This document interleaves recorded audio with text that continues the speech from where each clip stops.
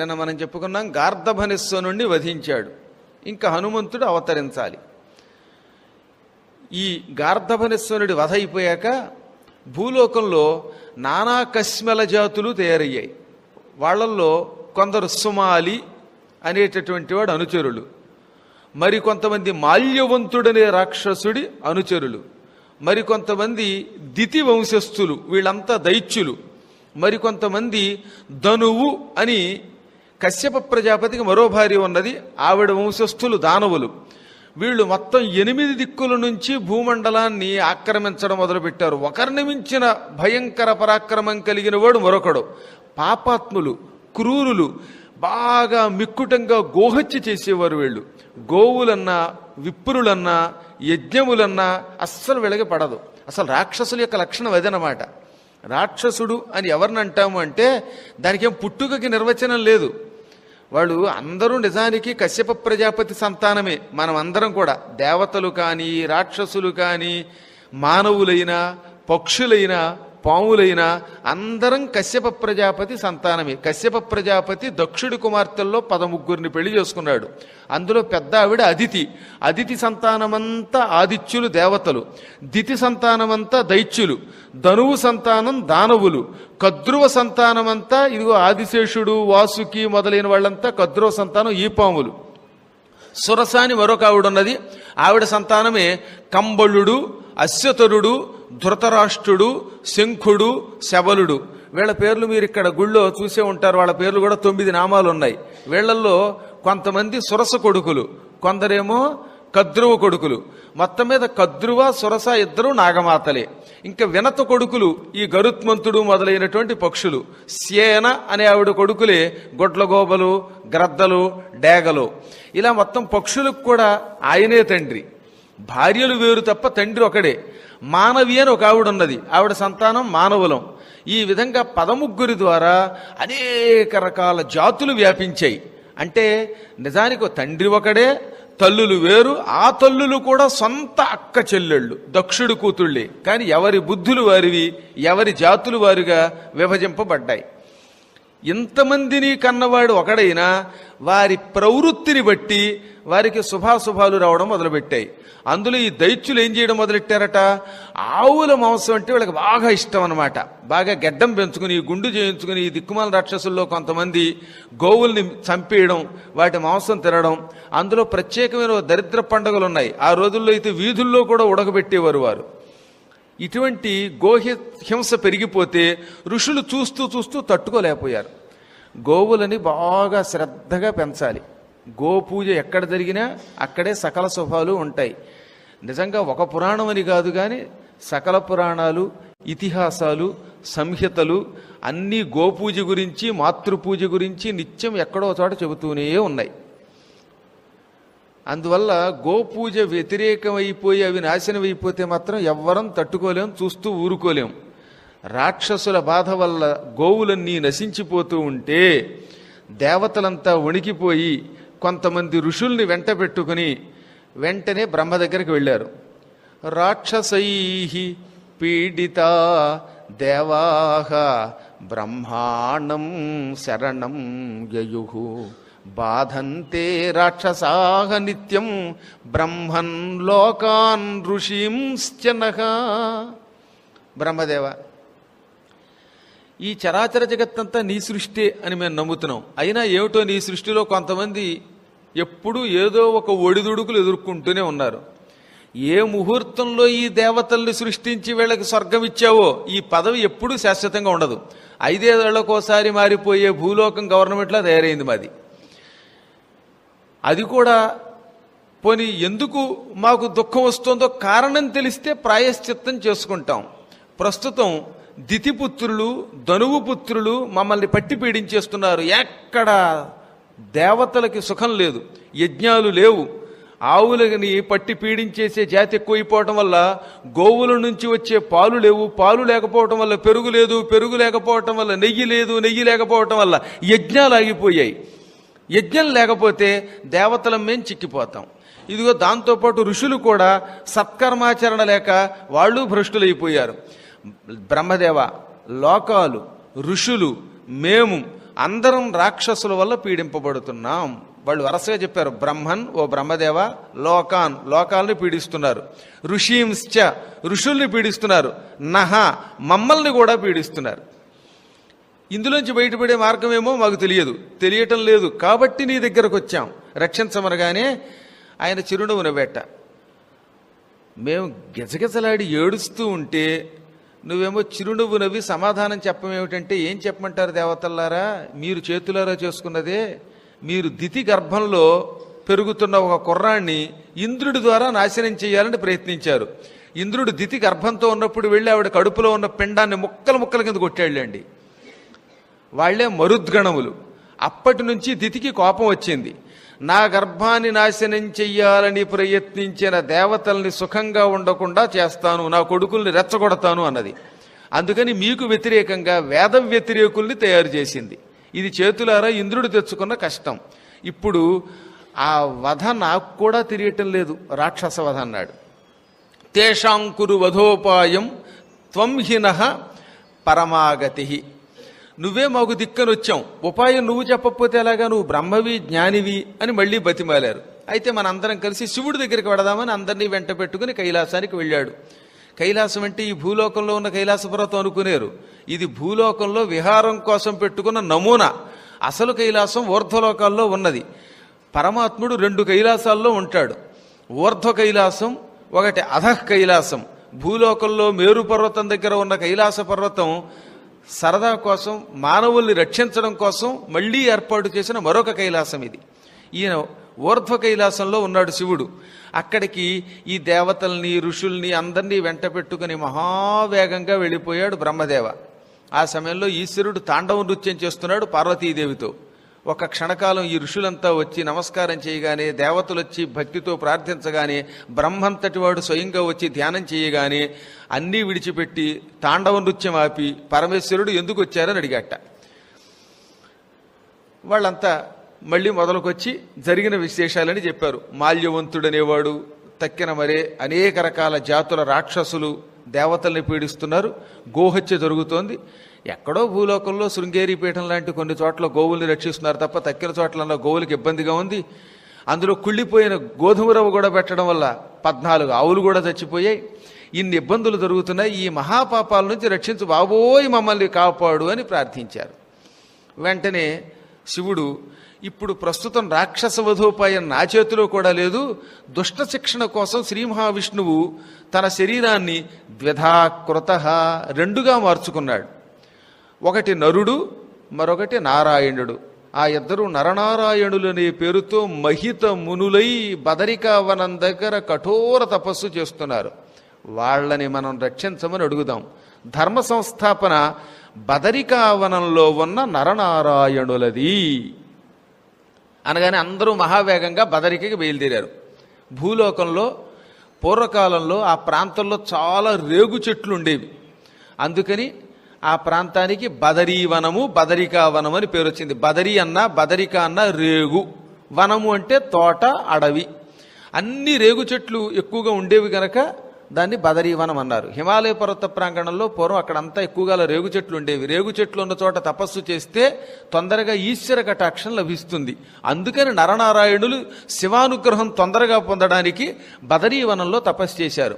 మీరు ఎప్పుడైనా వీలుంటే అమావాస్య నాడు గ్రహణం వచ్చినప్పుడు, గ్రహణం వచ్చి విడిచిన తర్వాత అన్నమాట, రేగాకులు పట్టుకొచ్చి శివలింగం మీద పెడితే చాలా తొందరగా శివుడు దర్శనమిస్తాడు.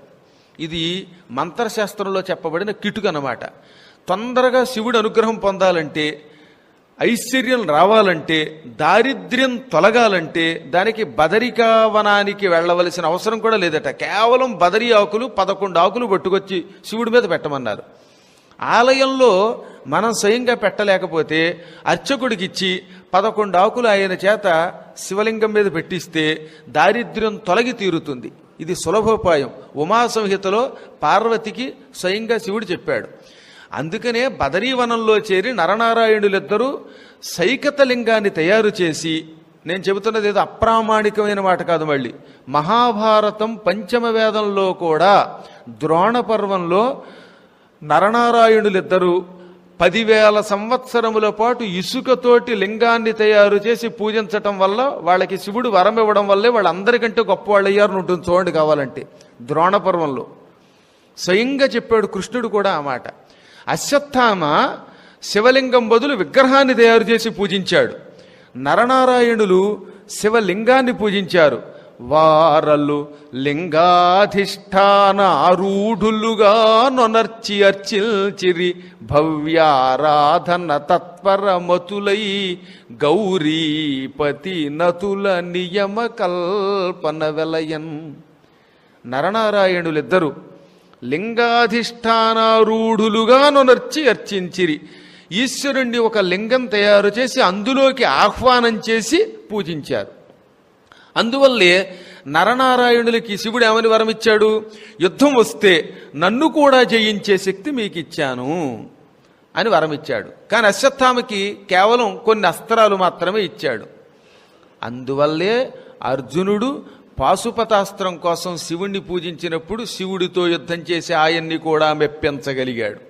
అది శివుడిచ్చిన వరం. యుద్ధం అంటూ వస్తే నన్ను కూడా మీరు జయించగలరు అని వరం ఇచ్చాడనమాట. కొంచెం సౌండ్ పెంచడానికి ఏమైనా అభ్యంతరం ఏమైనా ఉందండి? మొత్తం మీద శివలింగార్చన చేస్తే అటువంటి వాడు తొందరగా ఈశ్వర కటాక్షం పొందుతాడు. అందున ఇంకా తొందరగా శివానుగ్రహం పొందడానికి దాని మీద రేగు ఆకులు పెట్టండి అన్నారు. 11 ఆకులకి తక్కువ కాకుండా ప్రతి పర్వదినములలో అంటే అమావాస్య, గ్రహణాలైన మరునాడు శుద్ధైన తర్వాత, సంక్రాంతులు, విషువత్తులు ఈ కాలంలో తప్పక రేగు ఆకులు పెట్టండి. ఎవరికైనా ఇక ఈ దారిద్ర్యం నుంచి ఇక మేము బయటపడలేకపోతున్నాం బాబోయ్ అనే బాధ ఉంటే దానికి ప్రాయశ్చిత్తం అది. అందులోనూ కపిల తీర్థం దగ్గర కపిలేశ్వర స్వామి ఉన్నాడు. ఆయనకి బదరీ పత్రాలు ఇస్తే ఇంకొంచెం తొందరగా ఫలితం ఎక్కువ వస్తుందని కూడా వెంకటాచల మహాత్మ్యం చెబుతున్నది.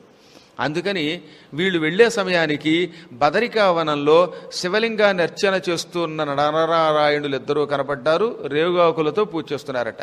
శివుడు ఏకాదశి రూపాల్లో విహరిస్తూ ఉంటాడు. ఆయనకి ఏకాదశి రుద్రుల నామాలున్నాయి. అందుకనే ఆ 11 నామాలతో వీళ్ళు శివుడిని పూజిస్తూ ఉంటే మొత్తం దేవతలు, ఈశ్వరుడు అందరూ వెళ్ళి నరనారాయణులకు ఎదురుగుండా వెళ్ళి నమస్కారం చేశారు. ఎంత విచిత్రమో చూశారా? నరనారాయణులు శివుణ్ణి పూజిస్తున్నారు. శివుడు దుష్ట శిక్షణకి మీరే పూనుకోండి అని వాళ్ళ దగ్గరికి వెళ్ళి నమస్కరించాడు. పరస్పరం ఒకరికొకరు నమస్కారం చేసుకుంటూ ఉంటారు ఆ మహానుభావులు. వాళ్ళు కళ్ళు విప్పి ఇంతమంది మహాత్ములు ఏకకాలంలో వచ్చారు, కారణం ఏమిటి అన్నాడు. బాధంతే రాక్షసాహ నిత్యం నరనారాయణ ప్రభో ఏతేషాంతు వధోపాయం క్షిప్రం కర్తుమిహార్హసి. ఓ నరనారాయణులారా, మీ అవతార ప్రధానోద్దేశ్యం దుష్ట శిక్షణ, లోకరక్షణ. మిమ్మల్ని మహిత మునులు అని వేదాలు శ్లాఘిస్తున్నాయి. స్వేచ్ఛగా విమానాల్లో తిరుగుతూ ఉంటారు మీరు. ఎప్పుడైనా భూలోకంలో బాగా పాపాత్ములు పెరిగిపోతే వాళ్ళని సంహరించడానికి మేము మిమ్మల్ని ప్రార్థిస్తాం, మీరు అవతరించి దుష్టులు శిక్షిస్తూ ఉంటారు. ఇప్పుడు ప్రస్తుతం కృతయుగం వెళ్ళబోతోంది, ఇంకా త్రేతాయుగం రాబోతోంది. ఈ సంధికాలంలో భయంకరులైన రాక్షసులు ఇటు భూమండలాన్ని, దేవలోకాన్ని, పాతాళలోకాన్ని పట్టి పీడించి పాలారుస్తున్నారు. ఈ రాక్షస సంహారం చెయ్యాలి, ఏదో ఒక ఉపాయాన్ని ఆలోచించండి అనగానే నరనారాయణులు, ఇప్పుడు మా దగ్గర గొప్ప ఉపాయం ఉన్నది, అది నీవే. నీవు చాలా కాలం క్రితం గార్ధభనిస్వన వధ సమయంలో భూలోకంలో అవతరించి విష్ణువుకి సాయం చేస్తాను అని మాటిచ్చావు. కాబట్టి నీవు ఆ మాట నిలబెట్టుకోవడానికి భూలోకంలో ఒక వానర రూపంలో పుట్టాలి.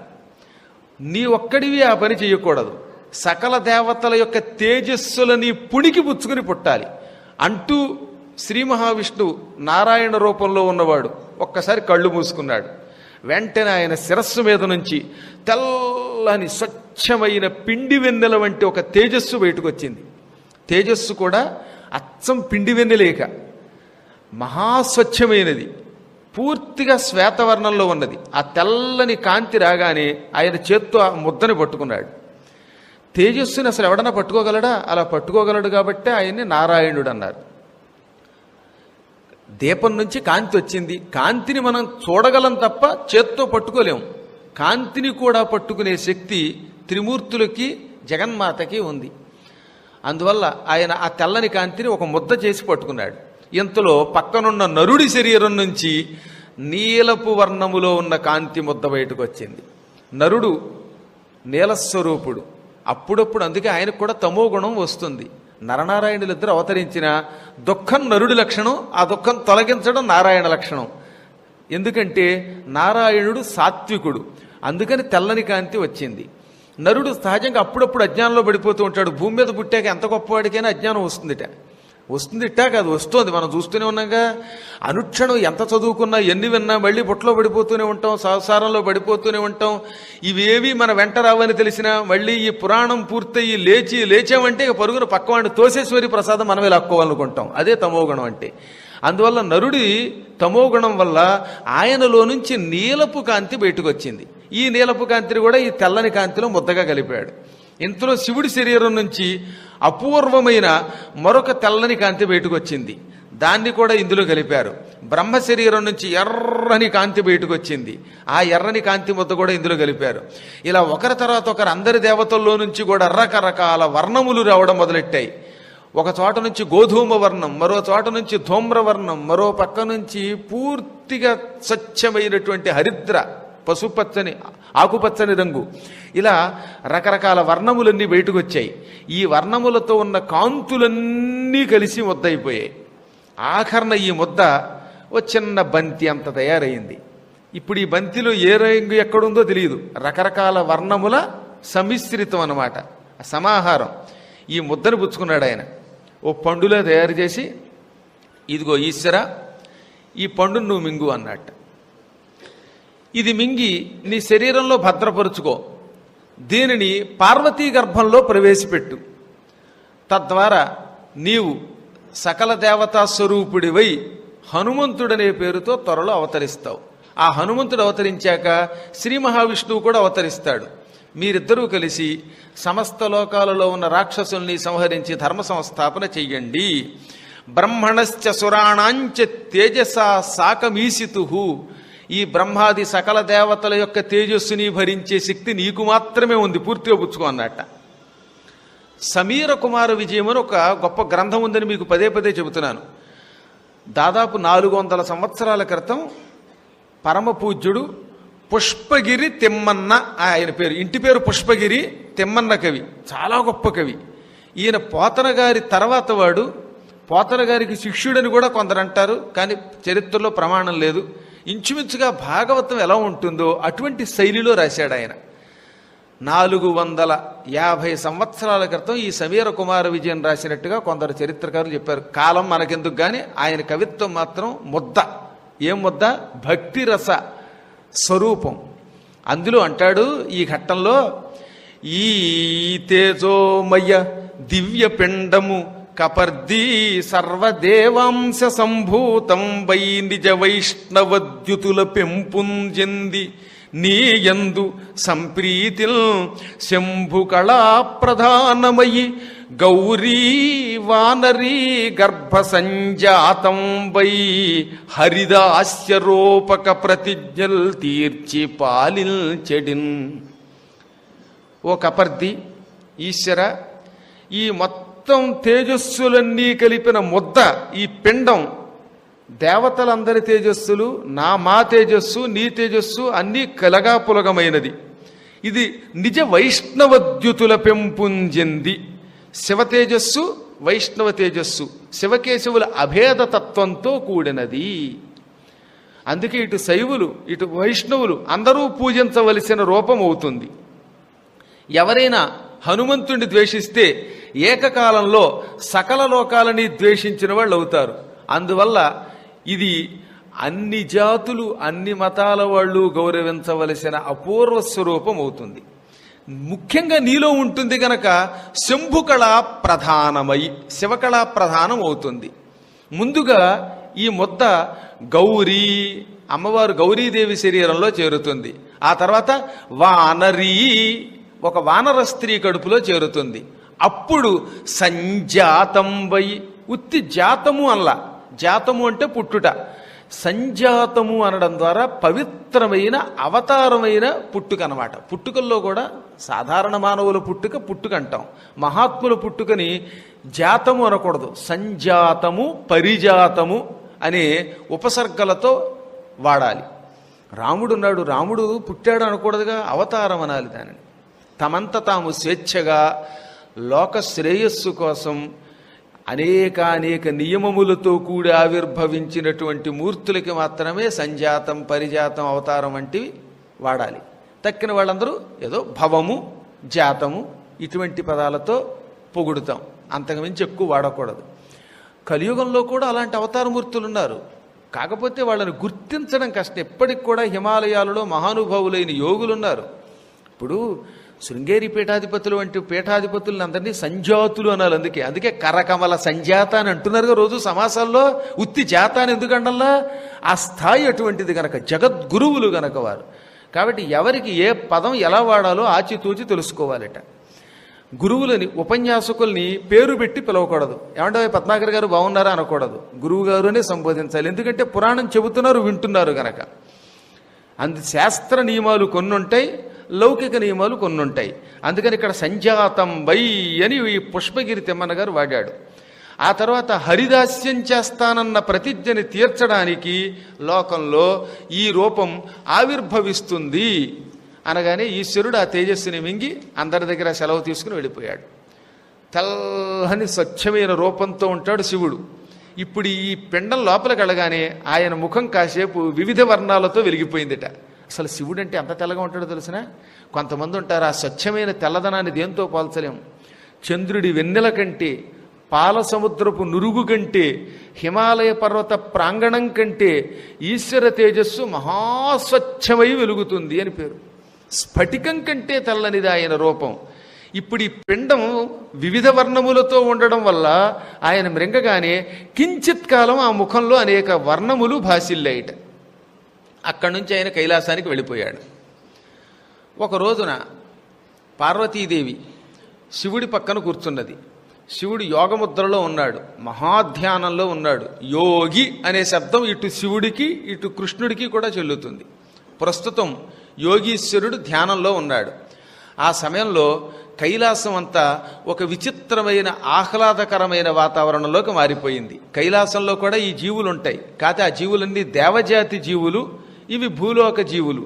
అక్కడ ఏ వంక చూచిన హే పార్వతీపతే కురుదయాం మయ్యను కోకిలలును, ఏ ఛాయగాంచిన హే నాగభూష మాం పాలయ అనడి మరాళములును, ఏ దిక్కు కన్గొన్న హే చంద్రశేఖర రక్షమాం అనడి హర్యక్షములును, ఏ ప్రక్క తిలకింప హే సాంబ శంభో దయాంభో నిధే అను ఆలమంద, కమ్మ పూదేనే తినబెట్టు తమ్ములకు నమశివాయ మంత్రము చెప్పు మధుపగణము,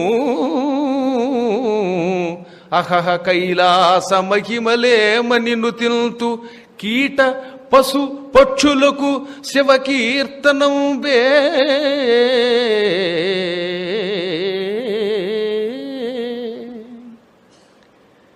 అది ప్రాతకాల సమయం. ఆ వాతావరణం ఎలా ఉంది? సరిగ్గా అప్పుడే నారద మహర్షి, తుంబురుడు, కొంతమంది ఋషులు ఈశ్వర దర్శనాని కోసం వచ్చారు. సూర్యోదయం అవుతోంది. ఏ పక్క చూచినా అక్కడ కొన్ని కోయిలలు వచ్చి ఓ పార్వతీ వల్లభ మా మీద దయ చూపించు అని పాడుతున్నాయి. కోయిలలు పాడుతున్నాయి. ఆ పాటలో అంతరార్థం ఏమిటంటే మా మీద దయను చూపించు అని. కింద కూర్చోమండం అంటే అవకాశం ఉన్నంత వరకు అని అర్థం. అంచేత కాళ్ళు సహకరించకపోయినా కుర్చీలు ఖాళీగా ఉన్నా కూర్చోండి, ఏం పర్వాలేదు. కుర్చీలో కూడా కూర్చోవచ్చు. మొహమాట పడిపోయి ఈ వంకతోటి లోపలికి రావడానికి తడిసిపోక్కర్లా. అంచేత పెద్దవాళ్ళకి ఎప్పుడూ కూడా శాస్త్రంలో మినహాయింపు ఉంటుంది. మర్త్యునకు నిజేచ్ఛ చేయనగు రోగము పొందిన ఎప్పుడప్పనుల్. సాధారణంగా కిందే కూర్చోండి, కానీ మోకాళ్ళ నొప్పులు వస్తున్నా, వయస్సు పెరుగుతున్నా అటువంటిప్పుడు ఏం చెప్పారు? నిజేచ్ఛ చేయనగు. దత్తాత్రేయ చరిత్ర మార్కండేయ పురాణంలో స్వయంగా మార్కండేయుడు చెప్పాడనమాట. సద్గురువులు దత్తాత్రేయులు వాక్కుల్లే చెప్పాడు ఆయన. ఏమని? నిజేచ్ఛ చేయనగు, మీ ఇష్టం వచ్చినట్టు చెయ్యండి, రోగము పొందిన ఎప్పుడప్పనులు. మీ శరీరం సహకరించకపోతే. శరీరం సహకరించిందనుకోండి, ఎంత ముందు కూర్చుంటే అంత మంచిది. నా చుట్టూ కూడా కూర్చోవచ్చు, నేనే అభ్యంతరం చెప్పను. కాకపోతే కొంచెం చేతులు ఇలా ఇలా అన్నప్పుడు దెబ్బలు తగలకుండా ఉండేంత దూరంలో ఉంటే చాలు. ఇప్పుడు ఈ కోయిలలు దయామ్మయి కురు, మా యందు దయ చూపించు అని పలుకుతున్నాయి, పాడుతున్నాయి.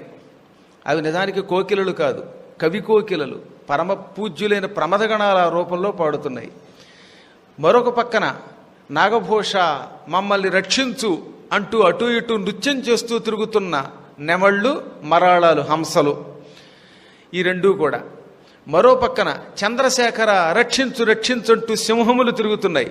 అమ్మవారి వాహనం సింహం, అయ్యవారి వాహనం నంది, రెండూ కలిసి తిరుగుతున్నాయి. జంతువులు, క్రూర జంతువులు కూడా క్రూరత్వం విడిచిపెట్టి సాధు జంతువులతో కలిసి తిరిగేటటువంటి పవిత్ర లోకం అది. అంతేగాని కనిపించగానే ఆవుల్ని ఎద్దుల్ని కోసుకు తినేసే దరిద్రపు జాతి కాదు అది. ఏ పక్క చూచినా సాంబ శంభో దయాంభోనిధే అని ఆయన చుట్టూ తిరుగుతున్న ఆలమంద, ఆవుల యొక్క సమూహం. ఇవాళ నాకు చాలా రోజుల తర్వాత మళ్ళీ హృదయం కొంచెం కరిగింది. రోజు వచ్చే ముందు ఏం చేస్తున్నానంటే గోశాలకు వెళ్ళి ప్రదక్షిణ చేస్తున్నా. ఆ సమయంలో బుల్లి దూడ ఉంది. ఆ దూడ పాలు తాగిన తర్వాత ఆవు పాలు పితుకుతోంది. అక్కడ ఒక ఆవిడ కాస్త బొట్టు పెట్టుకుని పాలు పితికి చిరునవ్వు నవ్వుతూ వచ్చింది. ఒక్కసారి ఆవిడ చూడగానే యశోదాదేవి వచ్చినట్టే అనిపించింది నాకు. అంత ముద్దుగా ఆ దూడని మూతి దగ్గరికి వెళ్ళి అంటోందనమాట. ఏం ప్రేమ! ఇలా ఉండాలి గో సంరక్షణ. ఎంతలో ఆవిడ బయటకు వచ్చి, నేను బయటకు వచ్చేస్తూ ఉంటే, గురువు గారండి ఆవు పాలు తాగుతారా అండి? తాగుతారా ఏమిటమ్మా, ఎవడన్నా ఆ మాట ఎప్పుడు అంటాడా అని నేను చూస్తున్నానన్నాను నేను. అయితే రేపు పొద్దున కాచి మరీ పట్టుకొస్తానండి, పంచదార వేసుకుంటారా అంది.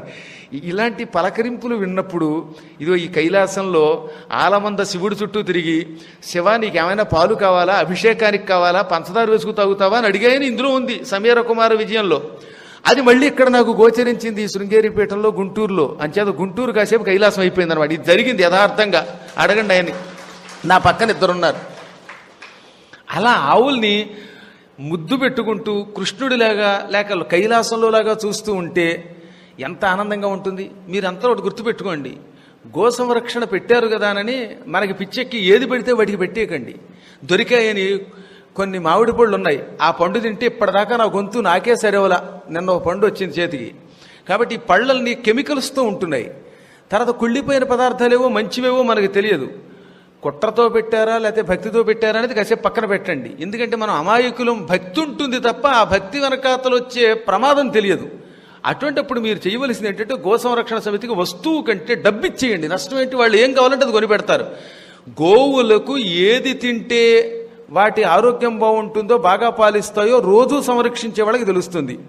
నా బోటి వాడికి ఏం తెలుస్తుంది? నా దగ్గర యాపిల్స్ ఉన్నాయి పెట్టేయటం, నా దగ్గర ఏమో ఎవడో ఇచ్చినటువంటి మామిడి పళ్ళు ఉంటే పెట్టేస్తాం అనుకోండి. ఆ వెనకాతలు కుళ్ళిపోయిన ఉంటే అవి చచ్చిపోతాయి, వాటి కడుపు ఉడికిపోతుంది. ఎంత ప్రమాదమో! నిన్న అక్కడ కాపలా ఉన్న ఒక అబ్బాయి చెప్పాడనమాట, మామిడి పళ్ళు కాయలు పెట్టకండి, చాలా ప్రమాదం ఈ వేసవికాలంలో వాటికని. కాబట్టి మీరు దృష్టిలో పెట్టుకోవాల్సింది ఏంటంటే మన భక్తి ప్రాణాంతకం కాకూడదు. ఒక గోవుని రక్షించమంటే దాన్ని శిక్షించే అధికారం మనకు లేదు, ఇంకా పాపం. కాబట్టి మీ ఇంట్లో అరటిపళ్ళు ఉండొచ్చు, మామిడి పళ్ళు ఉండొచ్చు, బత్తాయికాయలు ఉండొచ్చు, ఇంకోటి ఉండొచ్చు, ఇవన్నీ మీరే తినేయండి. కానీ రోజు ఇంతని పక్కన పెట్టండి. నేను ఎరిగి ఓ రిక్షా తొక్కుకునే కుర్రాడు ఒకడున్నాడు ఏలూరులో. అతను ఈ మాట విని రోజు ₹1 అతను కష్టార్జితం ఓ డిబ్బీలో వేసేవాడు. ₹1 మొన్న మధ్యన సంవత్సరం తర్వాత ఒకేసారి ₹1200 పోగు చేసి పట్టుకొచ్చి ఇచ్చాడు ఒక రిక్షావాడు. మా పీఠానికి ఇంకో తమాషా చెబుతాను, నేను చెప్పేవన్నీ కూడా అనుభవించి చెబుతున్నాను. నా హృదయం కరిగిపోయిందనమాట ఆ సంఘటన చూస్తే. 2 కాళ్ళు ఉండవు ఒక అబ్బాయికి. వాళ్ళ ఆవిడ ఓ తోపుడు బండి మీద రోజు రైల్వే స్టేషన్కి, పాత బస్ స్టాండ్కి తీసుకెడుతుంది. ఆ అబ్బాయి 1200 పోగు చేసి నెలకోసారి ఇస్తున్నాడు మా పీఠానికి పట్టుకొచ్చి. ఎందుకో తెలుసా? ఈ ఆవులకి వాటికి పెట్టడం కోసం. ముష్టి వాళ్ళు కూడా కష్టపడలేని స్థితిలో రెండు కాళ్ళు లేని వాళ్ళు కూడా ఎంతో కొంత పోగు చేసే వాళ్ళు అనుకుంటూ ఉంటే అన్నీ ఉన్న మనం ఎంతో కొంత గోవులకు ఇవ్వకపోతే మన జీవితం వ్యర్థమైపోతుంది. అందువల్ల తప్పక ధన రూపంలోనే గో సంరక్షణ సమితికి ఇవ్వండి. హాయిగా వాళ్ళకి ఏం కావాలో అది కొనుక్కుంటారు. చిట్టు పెట్టాలో తౌడు పెట్టాలో చూస్తారు. ఇక్కడ కైలాసంలో ఆవులన్నీ శివుణ్ణి అలా పూజిస్తున్నాయి, పాలతోటి అభిషేకం చేస్తున్నాయిట. ఆ సమయంలో తామర పువ్వులు వికసించి ఉన్నాయి. అక్కడికి వచ్చి ఆ తామర పువ్వుల మీద వాలినటువంటి తుమ్మెదలు తేనె తాగుతూ మధ్య మధ్యలో నమశివాయ అని పలుకుతున్నాయట. నమశివాయ మంత్రము చెప్పు మధుపగణము. తేనె తుమ్మెదలన్నీ కూడా నమశివాయ అంటున్నాయి తేనె తాగి. ఇది కైలాస మహిమ. దాన్ని ఏం వర్ణించగలం? అక్కడ కీటములు, పశువులు, పక్షులు అన్నీ శివకీర్తనే చేస్తున్నాయి. అందుకనే దేవతలు కూడా భక్తితో స్తుతించారు. కాసేపటికి ఈశ్వరుడు కళ్ళు తెరిచాడు. అమ్మవారు ఇదిగో ఈ భక్తులందరూ వచ్చారు, కోరిక తీర్చండి అనగానే నారదుడు, అమ్మ స్వామితో కలిసి వెంకటాద్రి మీద 1000 సంవత్సరాలు క్రీడించమని కోరుతున్నాను అన్నాడు. ఎందుకు ఏమిటని అడగలేదు అమ్మవారు. వెంకటాద్రి ఇప్పుడు ఎక్కడున్నది? వైకుంఠంలో ఉండేది వెంకటాద్రి. ఇప్పుడు మనం భూలోకంలో ఉందని చెబుతున్న వెంకటాద్రి నిజానికి అక్కడ లేదు. ఒకప్పుడు వైకుంఠంలో ఉండేవి సప్తగిరులు కూడా. అత్యంత ప్రాచీన కాలంలో వరాహస్వామి వారు హిరణ్యాక్షుణ్ణి సంహరించాడు, భూదేవిని పైకి తీసుకొచ్చాడు, ఉద్ధరించాడు. సముద్ర జలాలపైన ఉపరి పెట్టాడనమాట. పెట్టి ఆ తర్వాత గరుత్మంతుడిని పిలిచి, గరుడా నేను కొంతకాలం పాటు భూలోకంలోనే ఉండిపోదాం అనుకుంటున్నాను. నేను చాలా అందంగా ఉండేవాడిని. ఆ అందమైన రూపం చూసినప్పుడు లక్ష్మీదేవి నన్ను ప్రేమించింది, వరించింది. ఇప్పుడు తెల్లని పంది రూపం, ఈ ముట్టె, కోరలు, ఈ ఎర్రని కళ్ళు, గిట్టలు, జూలు ఇవి చూస్తే లక్ష్మికి నా మీద ప్రేమ బదులు జుగుప్స కలుగుతుంది. కాబట్టి వెంకటాద్రి మీదే ఉండిపోదాం అనుకుంటున్నాను, భూలోకంలో ఉండిపోదాం అనుకుంటున్నాను. వైకుంఠంలో నేను నిత్యం తిరిగే క్రీడా పర్వతములని పర్వతాలు ఉన్నాయి. ఆ 7 పర్వతాలని భూలోకానికి పట్టుకొచ్చాయి. అవే వెంకటాద్రి అంటే. ఇవి నిజానికి విష్ణువుకి వైకుంఠంలో చాలా ప్రీతిపాత్రమైన పర్వతాలు. శ్రీ వెంకటాద్రి, గరుడాద్రి, శేషాద్రి, వృషభాద్రి, వృషాద్రి, ఈ విధంగా సప్తగిరులు అనమాట. శ్రీ శేషశైల గరుడాచల వెంకటాద్రి నారాయణాద్రి వృషభాద్రి వృషాద్రి ముఖ్యాం అని వరుసగా శ్రీ శేషశైల, గరుడాచల, వెంకటాద్రి, నారాయణాద్రి, వృషభాద్రి, వృషాద్రి అని పేరు. ఈ సప్తగిరులకి అసలు పేర్లు క్రీడా పర్వతము. అవి వైకుంఠంలో ఉన్నాయి. అవి నీ నెత్తి మీద పెట్టుకుని, మళ్ళీ వీపు మీద కాదు శిరస్సు మీద పెట్టుకుని ఇక్కడికి తీసుకురా. ఎక్కడ పెట్టాలో నేను చెబుతాను, అక్కడ నేను కొంతకాలం ఉంటానన్నాడు. వెంటనే గరుత్మంతుడు అన్నాడు, వెంకటాచల మహాత్మ్యంలో ఉంటుంది స్కాంద పురాణంలో, స్వామి మీరు ఏ రూపంలో ఉన్నా లక్ష్మీదేవికి మీ మీద ద్వేషం ఎందుకు ఉంటుంది? అందంగా ఉన్నప్పుడు ప్రేమించి పెళ్లి చేసుకున్న స్త్రీ కొద్ది రోజులు పోయాక అందం వికారం అయిపోయినంత మాత్రం చేత విడాకులు ఇస్తుందా? ఇది ఏమన్నా భూలోకపు తంతు కాదు కదా. ఒక ఆయనకి బాగా జుట్టు ఉండేది, నల్లగా నిగనిగలాడుతూ. ఆ జుట్టును చూసి ప్రేమించిందిట. పెళ్ళైన కొద్ది రోజులు జుట్టు ఊడిపోయింది. అందుకని నీకు వదిలేస్తానంది భార్య. నిజంగా జరిగింది. అలా వదిలేస్తానడానికి సామాన్య మానవకాంత కాదు జగన్మాత. నువ్వు ఎలా ఉన్నా ఆమె నీతోనే ఉంటుంది అన్నాడు. గరుడా ఎందుకు ఇన్ని మాటలు? నేను చెప్పాను వైకుంఠానికి వెళ్ళి క్రీడాద్రిని ఇక్కడికి తీసుకొచ్చేయి అన్నాడు ఆయన. ఇంకెక్కువ మాట్లాడకూడదు, స్వామికి ఎదురు చెప్పకూడదు కదా. అందుకని నేను మహావేగంగా ఎగురుకుంటూ వైకుంఠానికి వెళ్ళి అమ్మవారి దగ్గరికి వెళ్ళి, అమ్మ నేను క్రీడా పర్వతాలను పట్టుకుపోతున్నాను, స్వామి భూలోకానికి తెమ్మన్నాడు, నీవాయన వికృత రూపాన్ని చూచి అసహ్యించుకుంటామని భయపడుతున్నాడు అనగానే, ఎంత మాట! ఏ అవతారంలో ఉన్నా ఆయన కూడా నేనున్నాను, ఆయనకి నాకు అభిన్నం. అయినా ఆయన నిన్ను భూలోకానికి తెమ్మన్నాడు గనక ఈ కొండ మీద కూర్చుని నేను వచ్చేస్తాను, ఆయన లేకపోతే నాకెందుకు వైకుంఠం అంది. ఈవిడ బయలుదేరగానే నీలాదేవి నేను వస్తానన్నది. ఈ విధంగా శ్రీదేవిని నీలాదేవిని ఇద్దరిని క్రీడా పర్వతం మీద కూర్చోపెట్టి అవలీలగా చాలా తేలికగా పుష్పమాలిక ఎత్తినంత తేలిక, ఇంకా ఈ పూలు కాస్త బరువుగానే ఉంది, అది ఇంకా సులభంగా ఎత్తేట.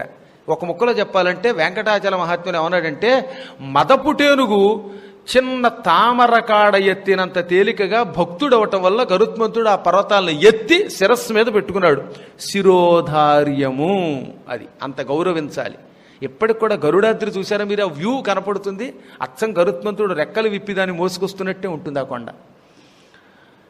నెత్తి మీద పెట్టుకుని మహావేగంగా ఎగురుకుంటూ భూలోకానికి వచ్చేశాడు. అప్పుడు ఆయన, నాయన, మేరు పర్వతానికి 1000 యోజనముల దూరంలో సువర్ణముఖి అని ఒక నది ఉన్నది, ఆ నదీ తీరంలో ఈ పర్వతాలను పెట్టు అన్నాడు. అదనమాట కాళహస్తికి దగ్గరలో. అప్పటికి కాళహస్తి క్షేత్రం ఉంది, వెంకటాద్రి కంటే ముందే కాళహస్తి క్షేత్రం ఉందని వెంకటాచల మహాత్మ్యంలో ఉంది. అక్కడ సువర్ణముఖి తీరంలో ఆయన చెప్పిన చోట ఈ 7 పర్వతాల శ్రేణిని గరుత్మంతుడు పెట్టాడు. అదిగో ఆ పర్వతాలు భూమిలో శాశ్వతంగా పాతుకుపోయాయి. కలియుగాంతము వరకు ఈ కొండలు ఇక్కడే ఉంటాయి. యుగాంతం అయ్యాక తిరిగి వీటిని వైకుంఠానికి పట్టుకుపోతాను. అప్పటిదాకా నేను ఇటు వైకుంఠంలో విష్ణువుగాను వరాహ రూపంతో ఇక్కడ ఉంటాను. కృతయుగంలో కొంతకాలం వరాహ రూపంతో ఇక్కడున్నాక నరసింహస్వామి కూడా మళ్ళీ ఇక్కడికి వస్తాడు ఆ రూపంలో. మళ్ళీ త్రేతాయుగంలో రామచంద్రుడు ఇక్కడికి అడుగు పెడతాడు. ఇవన్నీ మనం చెప్పుకుంటాం క్రమంగా. ద్వాపర యుగంలో శ్రీకృష్ణుడు బలరాముడు ఇక్కడికి దర్శనానికి వస్తారు. కలియుగంలో శ్రీనివాసుడు అనే పేరుతో భూలోకానికి వస్తాను. ఏ అవతారంతో ఉన్నా నేనున్నంతకాలం ఆ కొండ కళకళలాడుతూనే ఉంటుంది. నిత్యం ప్రజానీకానికి అత్యంత ఆకర్షణీయమై ఉంటుంది. ఇంకంత ఆకర్షణ మరి ఎక్కడా ఉండదు అని వరాహస్వామి వారు పైకి వచ్చాడు. ఆ తర్వాత కొంతకాలానికి సరస్వతీ నది పుష్కరిణిగా అక్కడ చేరింది. ఆ పుష్కరిణి పక్కన భూదేవి సమేతుడై వరాహస్వామి మొట్టమొదట వెలిచాడనమాట. ఈ 7 కొండలు వైకుంఠం నుంచి వెళ్ళాయి. పార్వతి ఆ సప్తగిరులు వరాహస్వామి వారు తెప్పించాడు. ఇప్పటికీ వరాహస్వామి శ్రీదేవి భూదేవి సమేతంగా నీళా సమేతంగా అక్కడ ఉన్నాడు. మనం వెంకటాద్రికి వెడదాం అని శివుడు ఈ భక్తుల ప్రార్థన అంగీకరించి అమ్మవారిని వెంట పెట్టుకొచ్చాడు. వెంకటాద్రి మీద అంజనాద్రికి వెంకటాద్రికి మధ్యలో ఉన్న ఒకానొక కొసం ఉన్నది. అక్కడ అప్పట్లో సెలయేళ్లు బాగా ప్రవహిస్తూ ఉండేవి. ఆ ప్రాంతానికి వచ్చాక అక్కడ పండు కోతులు, నల్లని కోతులు, ఇంకా రకరకాలైనటువంటి వానరాలు తెగ తిరుగుతున్నాయి. వెంటనే అమ్మవారు ఏమంది, ఏమండోయ్ కోతులు భలే తిరుగుతున్నాయి, కోతులకి ఎక్కడికి వెళ్ళాలన్నా స్వేచ్ఛగా వెళ్ళడానికి అవకాశం ఉంటుంది, కొండల మీద ఎగిరి దూకగలం, నేను ఆడుకోతిగా మీరు మగకోతిగా మారిపోండి. ఇది ఈశ్వరలీలంటే. లోకశ్రేయస్సు కోసం భగవంతుడు ఏ రూపమైనా ధరిస్తాడు. అందుకే అన్ని రూపాలు పరమాత్మగానే భావించి నమస్కారం చేసే ఋషులు ఇప్పటికి కూడా ఉన్నారన్నమాట. వెంటనే చూస్తూ ఉండగా ఎర్రని మూతి కలిగిన ఆడుకోతిగా అమ్మవారు మారిపోయింది, వానరిగా మారిపోయింది. స్వామివారు వానరుడైపోయాడు. సహస్రాబ్ద ప్రమాణేన క్రీడిత్వా సమహాద్యుతి. 1000 ఏళ్ళు, ఒకరోజు 2 రోజులు కాదు, వానర రూపాల్లో వాళ్ళిద్దరూ స్వేచ్ఛగా తిరిగారట. కొండ మీద నుంచి కొండ మీదకి, సెలయేరు మీద నుంచి సెలయేరు మీదకి, వృక్షాత్ వృక్షం, చెట్టు మీద నుంచి చెట్టు మీదకి దూకారు. అక్కడున్న రకరకాల ఫలాలు తిన్నారు, స్వేచ్ఛగా విహరించారు, క్రీడించారు. తత్తేజః పార్వతీ గర్భే నిధాయ విరరామః. సకల దేవతల యొక్క తేజస్సుని శివుడు మింగాడని చెప్పుకున్నాగా మనం ప్రారంభంలో. ఆ తేజస్సు ఈశ్వరుడిలో ఉన్నది. ఈ తేజస్సు ఈశ్వరుడి ద్వారా అమ్మవారి గర్భంలో ప్రవేశించింది. వానర రూపంలో, వానరీ రూపంలో ఉన్న ఈ పార్వతీదేవి శివ తేజస్సు భరించలేకపోయిందిట. భరించలేకపోవడం ఏంటి, అదొక లీల. చెప్పాను కదా మీకు, అలా నటిస్తారు వాళ్ళు. స్వామి ఏమిటిది, ఏదో నిప్పుల ముద్దని కడుపులో పెట్టుకున్నట్టుగా ఉంది నాకు, మీ తేజస్సు అమోఘంగా ఉంది, భరించలేకపోతున్నాను, ధగధగలాడిపోతున్నది, భగభగలాడిపోతున్నది. ఓరి బాబోయ్, కొన్ని వేల అడవులు తగలబడుతున్నప్పుడు వచ్చే దావాగ్ని కంటే కూడా వేడిగా ఉన్నది. ఎందువల్ల అన్నది, అమ్మవారి శరీరంలో అనేక లోకాలు ఉన్నాయి. అమ్మవారి నుంచి అగ్నిహోత్రుడు ఆవిర్భవించాడు. అమ్మవారికి 3వ కన్ను అగ్నిహోత్రం. అమ్మవారు అంటే ఏమిటి, త్రినేత్ర స్వరూపిణి కదా. హ్రీంకారాసన గర్భితానలశిఖాం సౌః క్లీం కళాం బిభ్రతీం సౌవర్ణాంబరధారిణీం వరసుధాధౌతాం త్రినేత్రోజ్వలాం. రోజు అమ్మని మనం ఏమని స్తోత్రం చేస్తున్నాం దేవీ కట్కమాలలో, త్రినేత్రోజ్వలాం. కుడి కన్ను సూర్యుడు, ఎడమ కన్ను చంద్రుడు, 3వ కన్ను అగ్ని. అగ్నిహోత్రుణ్ణి కన్నుగా పెట్టుకోగలిగిన జగన్మాత పంచభూతాలని సృష్టించిన తల్లి ఈ తేజస్సుని భరించలేకపోతోందిట. ఎందుకంటే ఆవిడే భరిస్తే కొన్ని ఇబ్బందులు ఉన్నాయి. అందుకని భవిష్యత్తు దృష్టిలో పెట్టుకుని భరించలేకపోతున్నాను, ఇంత వేడిగా ఉందేమిటండి అన్నది. ఆయన కూడా చిరునవ్వు నవ్వి, పార్వతిగా ఉంటే ఈ తేజస్సు నువ్వు భరించగలవు, కోతి రూపంలో ఉన్నావు కదా, ఓ నాతి ఈ కోతి రూపంలో ఉండడం వల్ల దీన్ని భరించలేకపోయావు అన్నట్ట. మరి ఏం చెయ్యనండి అన్నది. నువ్వే ఆలోచించు, ఉపాయం నీకే తోస్తుంది అన్నాడు ఈశ్వరుడు వానర రూపంలోనే. ఆ నారీమణి పండు నిప్పు కణికల్ వ్యాపించు తీక్ష్ణత్వమున్ లోనన్ నిల్పక అగ్నిగర్భమునకెట్లో చేర్చే ఆ తండు తద్భాను ప్రస్ఫుటమైన వేడిమినిద అల్పం లేక తత్తేజముల్ బోనంగల్గు సమీర సన్నిధికి సమ్మోదం బునన్ తార్చినన్. జగన్మాత భగభగలాడుతున్న పండు నిప్పు కడికలా ఉన్న ఆ తేజస్సుని భరించలేక లోపల అంతకంతకీ సుళ్ళు తిరుగుతూ ఉంటే, పెరిగిపోతూ ఉంటే వేడి, వెంటనే ఏం చేసింది? ఓం నమ శివాయ అని పలికి గర్భం మీదలా కొట్టి ఆ లోపల ఉన్న తేజస్సుని బయటికి తీసేసిందండి. అక్షీణ కనక సన్నిభ పక్ష యుగోద్భూత ఘోర పవమాన మహావిక్షేప కంపితానేక క్షోణిధరేంద్రమవుతూ అభ్రంకషధూమాయిత విభ్రాంత మహాస్ఫులింగ విసరోగ్ర శిఖాదభ్రష్ట దగ్ధలోకాదభ్రంబై వచ్చచూడు దవసిఖి అన్నట్లుగా ఉందన్నారు. అంటే ఏమిటో తెలిసిన, గరుత్మంతుడు ఆకాశంలో ఎగురుతున్నప్పుడు ఆయన రెక్కలు బంగారపు రంగులో ఉంటాయి. ఆ బంగారపు రెక్కలు పైకి కిందకి అలాగానే బంగారం ముద్దలు ముద్దలై ఆకాశంలో వెదజల్లబడుతున్నట్టుగా ఉంటుంది. పైగా ఆ రెక్కల నుంచి పెద్ద గాలి వచ్చి కొండలన్నీ ఒక్క దెబ్బకి గజగజ గజ గజ వణికిపోతాయి.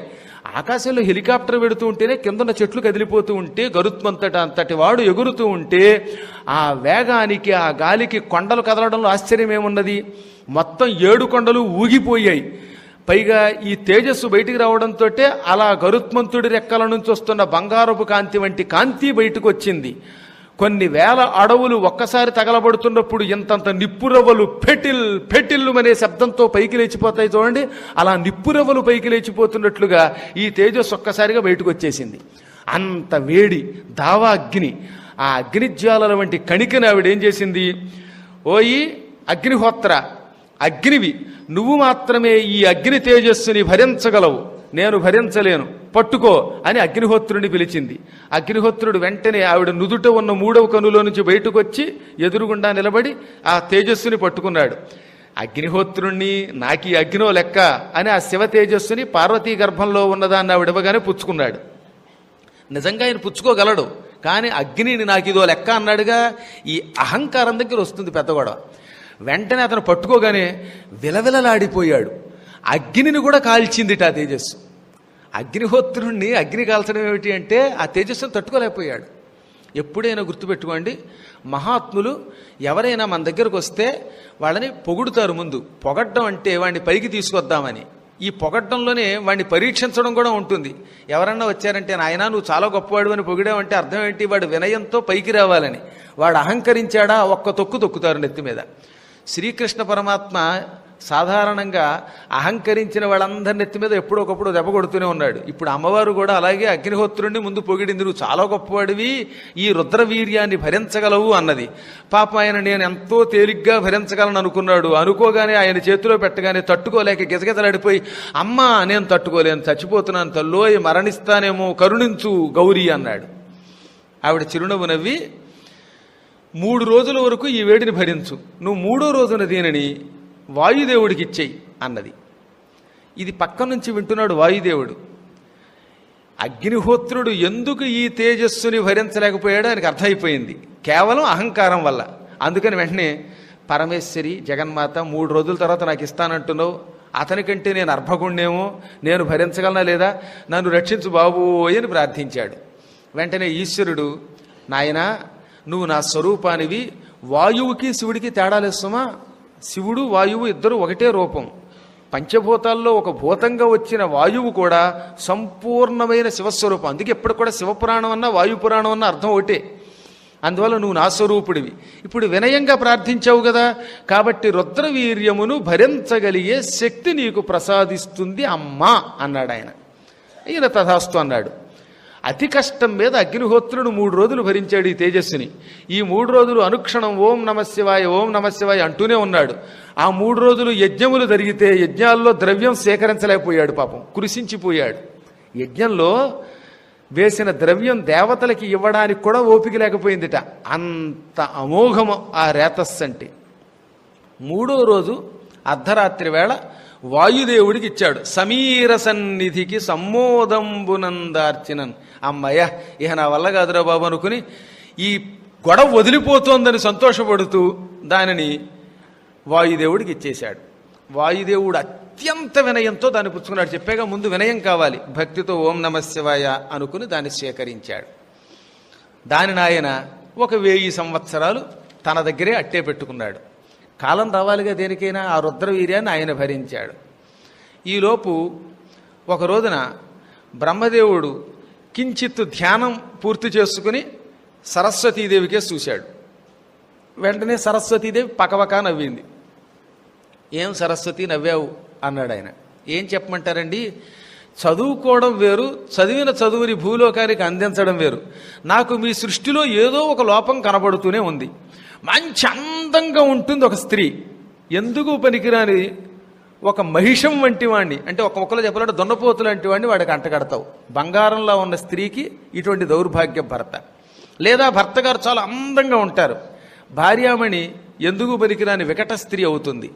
భర్తకి పూజలంటే ఇష్టం, భార్య ఎర్రజెండా పట్టుకు తిరుగుతుంది.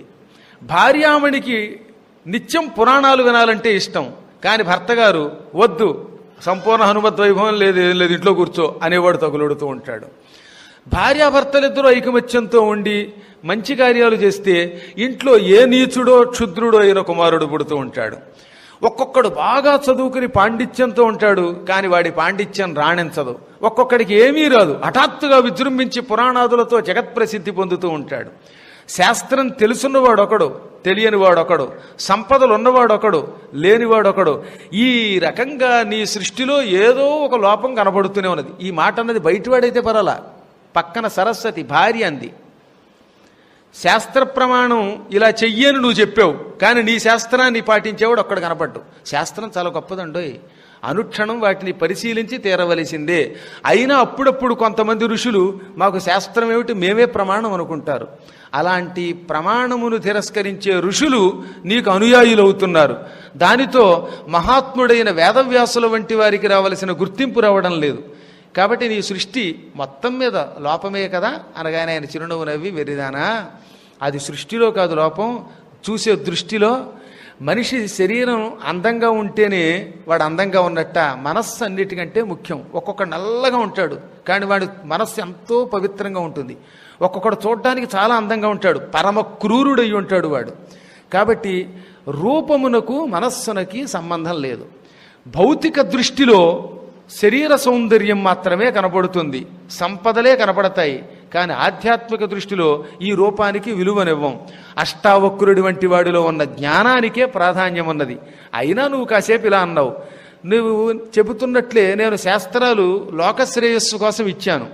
ఇస్తే మాత్రం భూమి మీద పుట్టగానే రజోగుణము తమోగుణం అనే 2 గుణములు సత్వగుణాన్ని కప్పేస్తాయి. అందువల్ల ఎవడికి వాడు నేను చెప్పిందే అనుభవించాలి, దాని ప్రకారమే జరగాలి అనుకుంటాడు. ఇది గుర్తుపెట్టుకోండి. శాస్త్రము ఎందుకని కాదంటున్నారు అంటే, భూమి మీద రజోగుణం తమోగుణం అనే 2 గుణములు బాగా కప్పేస్తాయి మానవుల్ని. అప్పుడు వాడికి ఇక శాస్త్రం కూడా ఉండదట. పుస్తకంలో ఏమని చెప్పారు, ఉదాహరణకి ఎవరైనా ఇంట్లో చచ్చిపోతే ఆడపిల్లకి ఏడాదిలోపు పెళ్లి చేయండి అని చెప్పారు. మగపిల్లలకి చెయ్యొద్దు ఏడాది దాటకుండా, ఎందుకంటే మగపిల్లవాడికి ఏటి సొత్తకం ఉంటుంది కనుక. ఓ తల్లో తండ్రో చచ్చిపోయాడు అనుకుందాం, అప్పుడు ఆ తల్లిదండ్రుల యొక్క కూతురికి సంవత్సరం లోపు పెళ్లి చేస్తే సకల శుభాలు కలుగుతాయి. బృహస్పతి స్వయంగా చెప్పిన శాస్త్రం ఇది. అలాగే ఒక ఇంట్లో శవం వెళ్ళిపోయింది అనుకుందాం, ఇంట్లోనే చచ్చిపోయారు అనుకుందాం, అప్పుడు ఆ ఇంట్లో సంవత్సరం లోపు ఏదో శుభకార్యం చేయాలి. అందుకే ఆ ఇంట్లో ఆడపిల్లలకి ఎవరికైనా గర్భం ఉంటే ఇంట్లోనే సీమంతం చెయ్యండి, లేదా ఇంట్లో ఏడాదిలోపు ఉపనయనం చెయ్యండి, లేదా ఇంట్లోనే ఒక కళ్యాణం లాంటిది చెయ్యండి, లేదా ఏదైనా ఒక యజ్ఞం చెయ్యండి. ఏది ఆడపిల్లలకి, మళ్ళీ మగపిల్లలకి చేయకూడదు. ఇలాంటివి చేస్తే శుభం అని చెప్పారు. వీటిని అజ్ఞానంలో పడిపోయి అదిగా ఎవరో ఇంట్లో చచ్చిపోయారట, ఇంట్లో సీమంతం చేయకూడదట, అసలు పూజే చేయకూడదట, ఏడాది పాటు వీడు అన్నం మాత్రం తినచ్చు, అక్కడ మాత్రం మినహాయింపు ఉండదు, శుభ్రంగా పిండి వంటలతో తింటాడు. దీపారాధన చేయకూడదని ఒకడు, అసలు ఆలయానికే వెళ్ళకూడదని ఒకడు, ఎవడికి తోచింది వాడు చెప్పేయటం వల్లే ఈ సృష్టి ఇలా నశించిపోతున్నది. అక్కడ శాస్త్రంలో లోపం లేదు, శాస్త్రమును అర్థం చేసుకోలేని రజోగుణ తమోగుణ ప్రధానుల వల్ల పాండిత్యహీనాహ, కలియుగంలో ఎక్కువగా పాండిత్యహీనులు తయారవుతారు, దానివల్ల ప్రమాదము సుమా. ఇప్పుడు ఇంతకీ నీకేం కావాలి, ఎంత వాదోపవాదం చేశావు కదా అన్నాడు సరస్వతితో. ఒక అపూర్వ సౌందర్యవతిని, లోపం లేని దానిని సృష్టించండి. ఆ అపూర్వ సౌందర్యవతికి అంతటి అపూర్వ సుందరుడైన మనోహరాకారుడైన వ్యక్తిని ఇచ్చి పెళ్లి చేయండి అంది. సరే నీకోసమే అలా చేస్తాను అని ఈయన ఏం చేశాడు, వెంటనే మహాతపస్సుతోటి ఒక క్షణకాలం యోగముద్రలోకి వెళ్ళిపోయి వెంటనే అష్టముద్రలు వేసి ఒక సుందరిని సృష్టించాడు. ఏమి సౌందర్యం! బంగారమే ఆవిడ శరీరపు వర్ణం. ముక్కు, కళ్ళు, చెవులు, నాలుక, చర్మం, ఏ అవయవం ఎక్కడ ఉండాలని బృహస్పతి వంటి వారు సాముద్రిక శాస్త్రంలో చెప్పారో అలా ఉన్నది. సాముద్రిక శాస్త్ర ప్రకారం అవయవాలన్నీ తీర్చిదిద్దబడి ఉన్నాయి. ఆ అపూర్వ సౌందర్యవతిని చూచి ఈవిడని ఎవ్వరూ కూడా భూమిని దున్నినట్టుగా దున్నలేరు, అంటే ఈ సౌందర్యమును భ్రష్టం చెయ్యలేరు, అందువల్ల ఈవిడికి అహల్య అని పేరు పెడుతున్నాను అన్నాడు ఆయన. హల్య అంటే నాగలితో దున్నదగినది అనగా ఆ సౌందర్యమును దాటి వెళ్ళగలిగేది అని అర్థం. అహల్య ఆ సౌందర్యమును దాటి వెళ్ళేది మరొకటి లేదు. వంక పెట్టడానికి వీలు లేని అపూర్వ లావణ్యవతి. సరిగ్గా ఆ సమయానికి అక్కడికి వచ్చాడు నారద మహర్షి. నాన్నగారు, మీ తపశ్శక్తి అంతా వినియోగించి ఒక అపూర్వ సోదరుని సృష్టించారు నా కోసం, బాగానే ఉన్నది. ఈ సుందరీమణికి భర్త ఎవరు అది కూడా చెప్పండి, మా అమ్మ కోరిక అది. ఒక మంచి భర్త కూడా రావాలి కదా అనగానే ఆయన చిరునవ్వు నవ్వాడు. సరిగ్గా సమయానికి ఇంద్రుడు కూడా వచ్చాడు, దేవతలు వచ్చారు, మహాత్ములు వచ్చారు, ప్రమదగణాలు వచ్చారు, రక్షోభూత ప్రేతాదులు వచ్చారు. ఎవరికి వాళ్ళే ఈ సుందరిని నాకే ఇమ్మంటే నాకే ఇమ్మని బ్రహ్మని అడిగారు. ఇప్పుడు బ్రహ్మగారికి పెద్ద తంట వచ్చింది. అందరూ ఒకేసారి ఒకే స్త్రీని కోరుకుంటే ఇవ్వడం ఎలాగా, అందుకని బాగా ఆలోచించి ఆయన భూమండలము చుట్టూ ఏక దివసంలో ముమ్మారు ప్రదక్షిణ చేసి ఎవరు వస్తారో వారికి ఈ కుమార్తెనిచ్చి పెళ్లి చేస్తానన్నాడు. ఒక్క రోజులో భూమి చుట్టూ ముమ్మారు, ఒకసారి కాదు 3 సార్లు తిరగాలి. గుళ్ళోకి వచ్చి 3 సార్లు ప్రదక్షిణ చేయకుండా బయట దండం పెట్టుకుపోతున్నారు కొంతమంది ఓపిక లేక. అటువంటిది భూమి చుట్టూ 3 మార్లు. వెంటనే ఇంద్రుడు, మిగతా వాళ్ళు ఎలా ఉన్నా నేను మహావేగంగా వెళ్ళిపోతాను, ఇప్పుడే నా దగ్గర ఉచ్చైశ్రవం అనే గుర్రం ఉంది, ఈ గుర్రం చాలా వేగంగా వెడుతుంది, 3 సార్లు తిరిగి వస్తాను, బ్రహ్మదేవ నేను వచ్చేదాకా మాత్రం తొందరపడి పెళ్లి చేయకే, నేనే ముందు వస్తాను, నాకే పిల్లని అంటే బ్రహ్మ అలాగే నువ్వు ముందొస్తే నీకు ఇస్తానులే అన్నాడు. ఇటువంటి అపూర్వ సౌందర్యవతి ఇంద్రుడికి దక్కకూడదు, ఎందుకంటే ఇంద్రుడికి కొన్ని దుర్బుద్ధులు ఉన్నాయి. నారదుడికి ఈ విషయం తెలుసు. అందుకని వెంటనే నారదుడు ఏం చేశాడు, ఇంద్రుడు నా సోదరీమణికి భర్త అవ్వడమా, ఇంతకంటే అపూర్వ సుందరుడు మరొకడు రావాలనుకున్నాడు. ఆ సమయంలో భూలోకంలో మిథిలా నగరానికి కొంత దూరంలో ఒక ఆశ్రమం కట్టుకుని ఒక మహానుభావుడు కఠోర తపస్సు చేస్తున్నాడు. ఆయన గౌతమ మహర్షి. నిత్యం గాయత్రీ జపం చేసే ఉత్తమోత్తముడైన, గాయత్రీ మంత్రంలో సకల స్వరూపాలు ఉన్నాయి. గాయత్రీ మంత్రం బాగా చేసిన వాడి కంటే సుందరుడు కాని, జ్ఞాని కాని, తపశ్శక్తి కలిగిన వాడు కాని, మహాత్ముడు కాని, మహిమ కలిగిన వాడు కాని మరొకడు లేడు. వెంటనే గౌతముడి దగ్గరికి వెళ్ళాడు.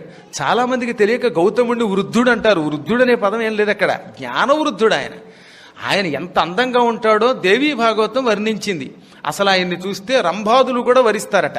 కొంతమందికి గడ్డం ఉంటుంది, జుట్టు పెంచుకుంటారు, పైనేమో రుద్రాక్షలు ధరిస్తారు, విభూతి రేఖలు పెట్టుకుంటారు, అయినా అందంగా ఉంటారు నాకు మళ్ళీ. మరి కొంతమంది ఎన్ని రకాల అలంకారాలు చేసుకున్నా అదేమిటో ఆ సౌందర్యం ఉండదు. గౌతముడు అపూర్వ సౌందర్యంతో ఉండేవాడని, తపస్యాలి అని ఆయన్ని గురించి అనేక పురాణాలు వర్ణించాయి, ఒకటని కాదు. ఆ మహాత్ముడి దగ్గరికి పరుగు పరుగును వెళ్ళాడు ఈయన. గౌతమ మహర్షి నారదుడికి వినయంగా నమస్కారం చేశాడు. మహాత్మా హఠాత్తుగా వచ్చారేమిటి అనగా, నీకు ఒక కళ్యాణ యోగం దాపురించింది, మారు మాట్లాడకుండా నాకు కూడా రా అన్నట్ట. కళ్యాణ యోగం అంటే శుభకాలము అని అర్థం. అందుకని ఏదో శుభం వచ్చిందేమో, నారదుడు రమ్మన్నాడు కదా అని వెంట వచ్చేట ఆయన. ఇద్దరు వస్తున్నారు. దారిలో ఓ నల్ల ఆవు అప్పుడే ప్రసవిస్తోంది, కపిల గోవు. గోవులలో కపిల వరిష్టం. మహాభారతంలో శాంతి పర్వంలో అద్భుతంగా చెప్పాడు భీష్ముడు గోవుల మహిమ. అందులో గోవుల్లో కూడా మళ్ళీ కపిల గోవు ఇంకంతా ఇంత కాదు, గోవులలో కపిల వరిష్టంబు అని వచనంలో తిక్కన గారు కూడా రాశారు. తెల్లావు కంటే నల్లావు చాలా గొప్పది.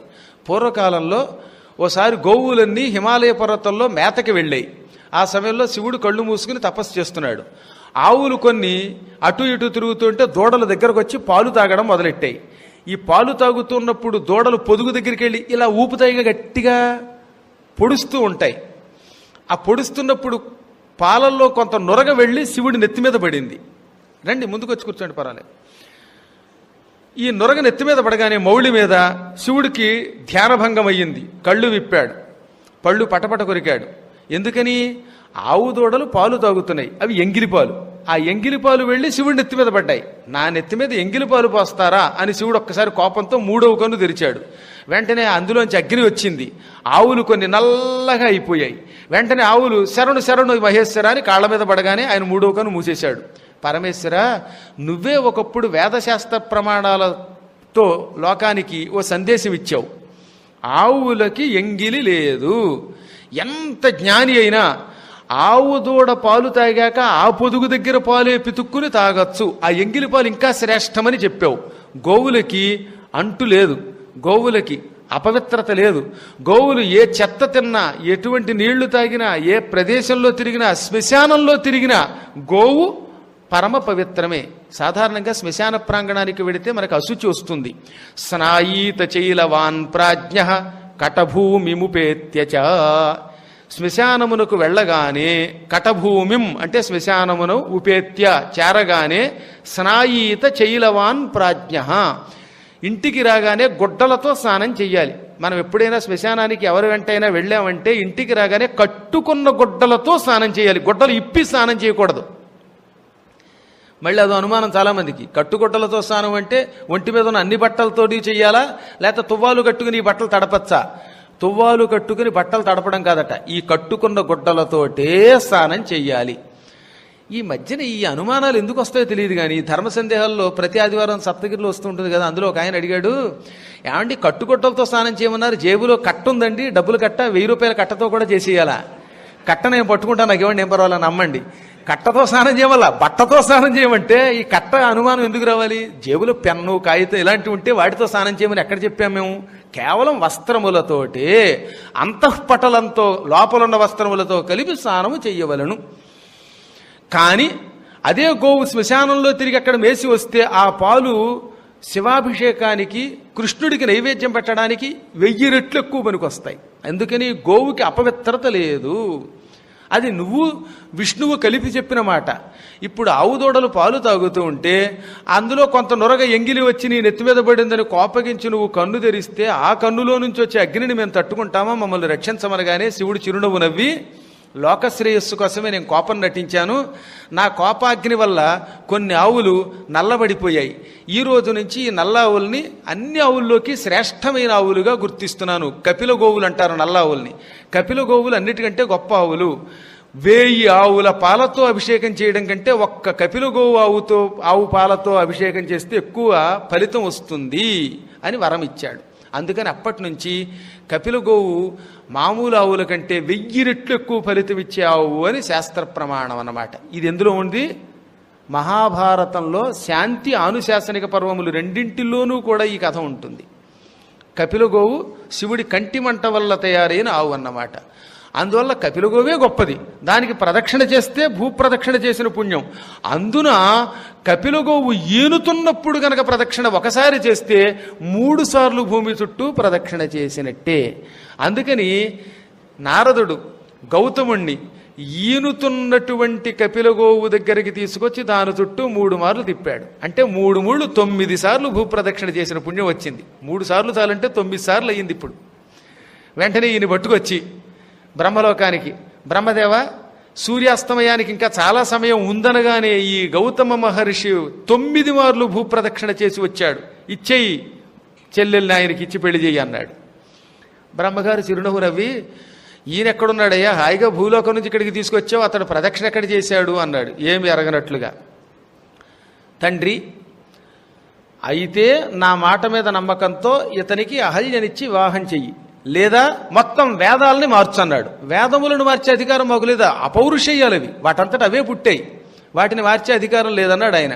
అయితే పెళ్లి చెయ్యి. ఎలా చెయ్యను? ఎలా చేయడం ఏమిటండి? వేదములు ఏం చెబుతున్నాయి? ఈనుతున్న ఆవు చుట్టూ తిరిగితే భూప్రదక్షిణతో సమానం. అందున కపిల గోవు ఈనుతున్నప్పుడు తిరిగితే, ఒకసారి తిరిగితే 3 సార్లు తిరిగినట్టు. ఈయన అప్పుడే ప్రసవిస్తున్న కపిల గోవు దగ్గరకి వెళ్ళి దాని చుట్టూ 3 మార్లు తిరిగాడు గనక 9